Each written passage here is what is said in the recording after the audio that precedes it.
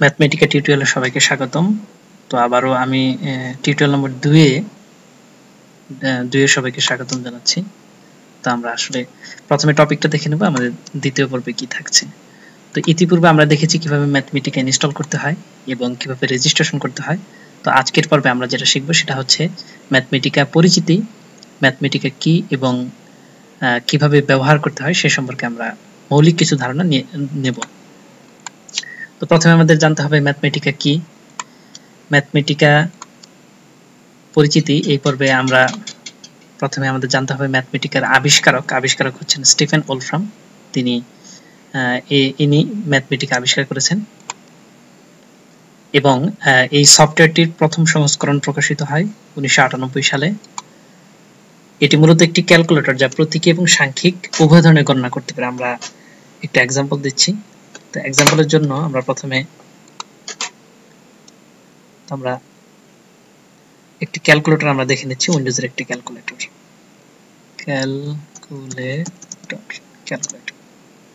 তো এটা হচ্ছে আমাদের সাধারণ ক্যালকুলেটর, এটা সায়েন্টিফিক ফর্ম আমরা নিয়ে নিলাম।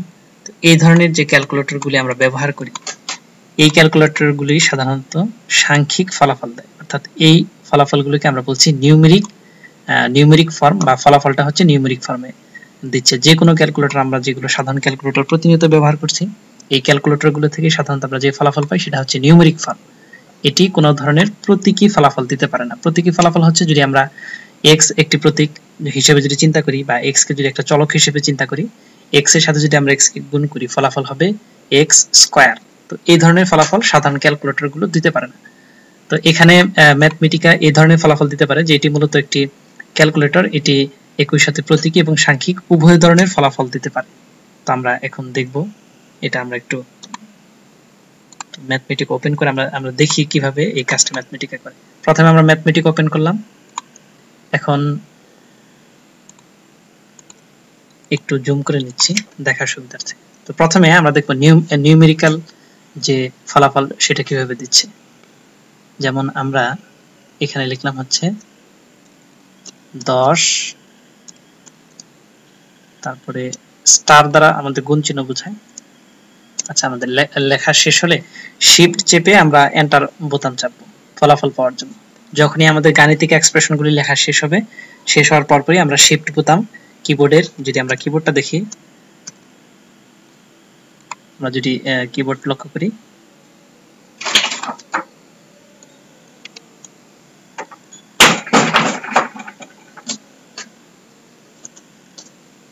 কিবোর্ডের ক্ষেত্রে আমরা প্রথমে শিফট বোতাম, এরপরে যদি আমরা এন্টার বাটন প্রেস করি তাহলে আমাদের ফলাফল আসবে। যে লাইনে ম্যাথমেটিক্যাল এক্সপ্রেশনটুকু লেখা হয়েছে সেই অংশটুকু সেখানে আমরা মাউস পয়েন্টার রাখলাম, রাখার পরে শিফট বোতাম চেপে যদি আমরা এন্টার চাপি সেক্ষেত্রে আমাদের ফলাফল আসতেছে।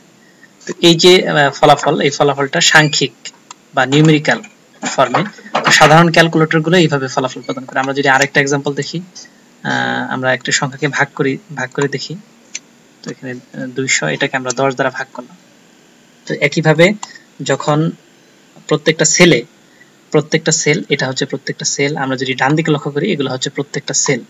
তো এই সেলগুলোতে আমাদের গাণিতিক যে রাশিমালা বা এক্সপ্রেশন লেখা শেষ হলে আমরা যখন ফলাফল পেতে চাই, ফলাফল পাওয়ার জন্য আমাদের শিফট বোতাম চেপে এন্টার বাটন চাপতে হবে, চাপলে আমাদের ফলাফল আসতেছে। তো এই রেজাল্টগুলো হচ্ছে নিউমেরিক ফর্ম। সাধারণ ক্যালকুলেটরগুলো এইভাবে কাজ করে। তো ম্যাথমেটিকার বিশেষত্ব হচ্ছে এটি সিম্বলিক বা প্রতীকী ক্যালকুলেশন গুলো করতে পারবে। তো আমরা প্রতীকী ক্যালকুলেশন দেখি। প্রথমে আমরা x, যেমন আমরা x এর সাথে x গুণ করব, তো x এর সাথে আমরা x গুণ করলাম। ঠিক একইভাবে আমরা ফলাফল পেতে চাই, শিফট এন্টার, আমরা এখানে দেখতে পাচ্ছি x স্কয়ার ফলাফল আসছে। তো এই ধরনের ফলাফল সাধারণ ক্যালকুলেটর দিতে পারে না।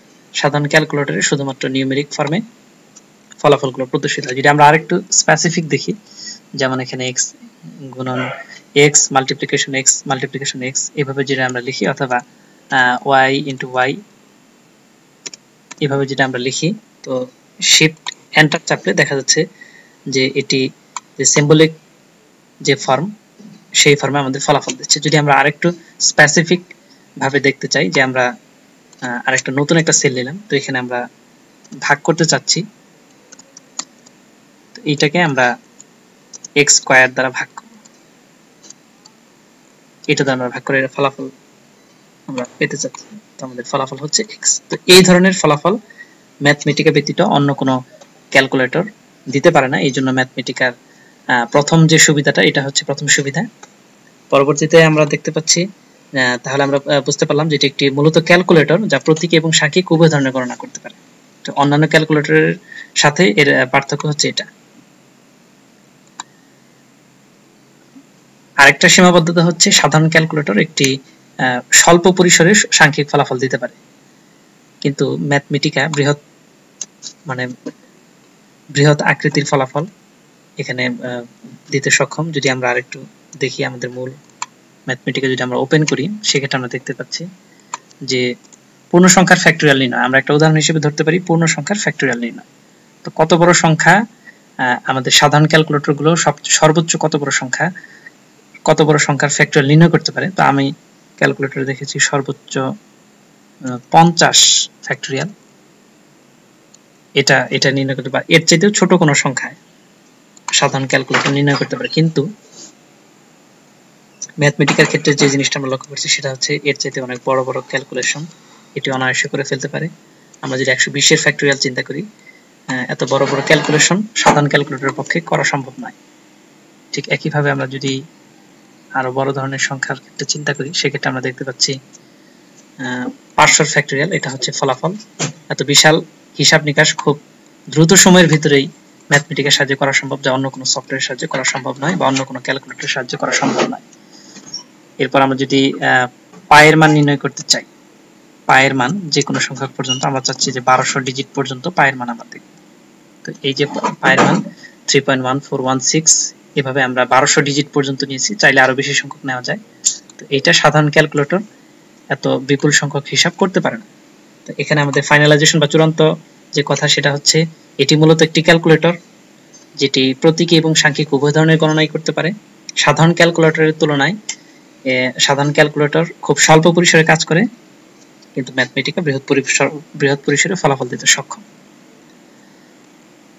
তো ম্যাথমেটিকা পরিচিতি পর্বে সর্বশেষ আমাদের যে টপিক সম্পর্কে জানতে হবে সেটা হচ্ছে ম্যাথমেটিকার দুটি অংশ, একটা হচ্ছে ফ্রন্ট এন্ড আর একটা হচ্ছে কার্নেল। তো আমরা যদি ম্যাথমেটিকার দিকে লক্ষ্য করি, তো এইখানে আমরা একটা নোটপ্যাড, এটা একটা নোটপ্যাড, এই নোটপ্যাডের ভিতরে আমরা যে গাণিতিক ফর্মুলাগুলি লিখছি এখানে। তো এটা হচ্ছে একটা নোটপ্যাড, গাণিতিক ফর্মুলাগুলো। তো এই গাণিতিক ফর্মুলা ম্যাথ কার্নেল নামে একটা সফটওয়্যার রয়েছে, যে ম্যাথ কার্নেলের কাজ হচ্ছে আমরা যে গাণিতিক ইনপুটগুলো দেই সেগুলাকে সেই ইনপুট হিসেবে গ্রহণ করে এবং প্রক্রিয়াকরণ করার মাধ্যমে ফলাফল ফ্রন্ট এন্ডে পাঠিয়ে দেয়। ফ্রন্ট এন্ড এর কাজ হচ্ছে এটাকে দৃশ্যমান করা সুন্দরভাবে, যাতে দেখানো, যাতে সবাই এটাকে বুঝতে পারে। তো আমরা যদি একটু ম্যাথমেটিকা ফোল্ডারের ভিতরে যাই, দিস কম্পিউটার উইন্ডোজ পিসি, এখান থেকে আমরা ইনস্টলেশন ফোল্ডার খুঁজে বের করছি, mathematical installation folder, research Mathematica 5.2। এখানে আমরা দেখতে পাচ্ছি এটা হচ্ছে ফ্রন্ট এন্ড আর এটা হচ্ছে ম্যাথ কার্নেল। তো কার্নেল মূল কাজটাই করে। কার্নেলের মূল কাজ হচ্ছে আমরা যে গাণিতিক এক্সপ্রেশনগুলো লিখি, তো এই গাণিতিক এক্সপ্রেশনগুলোকে প্রক্রিয়াকরণ করা, যেমন 1 + 1 = 2, এই ফলাফলগুলোকে প্রক্রিয়াকরণ কাজ করে ম্যাথ কার্নেল। ম্যাথ কার্নেল যদি আমরা ওপেন করি, সেক্ষেত্রে আমরা দেখতে পারবো যে এরকম একটা উইন্ডো। এই উইন্ডোতে আমরা যদি এক্সপ্রেশনগুলো লিখি, তো সেক্ষেত্রে এটি সরাসরি ফলাফল প্রদান করতে সক্ষম। তো ফ্রন্ট এন্ড ব্যবহার করার উদ্দেশ্য হচ্ছে যাতে কার্নেলে আমরা যে ইনফরমেশনগুলো পাঠাবো, অর্থাৎ যে ইনপুটগুলো পাঠাবো, সেটি সহজে লেখা যায়, সহজে এডিট করা যায় এবং সহজে গাণিতিক এক্সপ্রেশনগুলো সুন্দর আকৃতিতে লেখা যায়। সেই কাজটা আমরা ফ্রন্ট এন্ডে করি। সহজ কথায় ফ্রন্ট এন্ড হচ্ছে একটি খাতার মতন এবং কার্নেল হচ্ছে ব্রেইন, যেখানে খাতা থেকে আমরা আমাদের চোখ দিয়ে দেখি এবং সেটা প্রক্রিয়াকরণ করে ফলাফল আবার খাতাতেই লিখি। তো এই খাতাকে আমরা ফ্রন্ট এন্ড হিসেবে চিন্তা করতে পারি এবং কার্নেলটাকে আমরা আমাদের ব্রেন হিসেবে চিন্তা করতে পারি। সুতরাং ম্যাথমেটিক্যাল সফটওয়্যারের ব্রেন হচ্ছে তার কার্নেল এবং ফ্রন্ট এন্ড হচ্ছে একটা পেজ যেখানে আমরা লিখছি, অর্থাৎ ইনপুটগুলো দিচ্ছি এবং আউটপুটগুলো পাচ্ছি। তো আজকের মতন এখানেই আমাদের টিউটোরিয়ালের সমাপ্তি। ধন্যবাদ সবাই।